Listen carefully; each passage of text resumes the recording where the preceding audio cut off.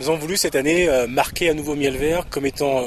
la vitrine du savoir-faire des professionnels et incontestablement donc la filière lait aujourd'hui marque des points, continue à avancer malgré les difficultés que l'on a connues, malgré des problèmes qu'il faudra sûrement résoudre encore dans les mois qui viennent, mais en même temps cette filière a démontré donc avec des professionnels donc une volonté d'aller de l'avant, une volonté d'engagement et j'invite effectivement tous les Réunionnais à venir nombreux à cette édition Miel Vert pour venir découvrir à la ferme donc sur les différents sites donc extérieurs donc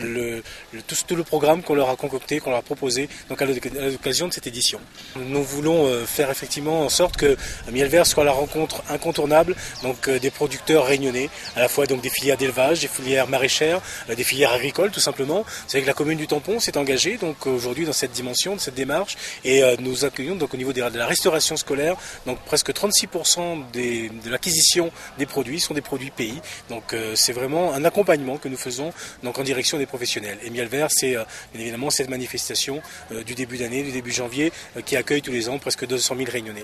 Les médailles montrent bien donc, le sérieux qui existe au sein de cette profession aujourd'hui et Miel Vert est l'occasion pour eux à nouveau de repartir, d'être à nouveau un tremplin. Donc c'est en tout cas dans cette dimension que nous inscrivons notre action. On a parlé du lait, on a parlé des apiculteurs, mais c'est valable également pour toute la filière équine, c'est valable pour tous ceux qui travaillent aujourd'hui dans ces filières d'élevage à La Réunion.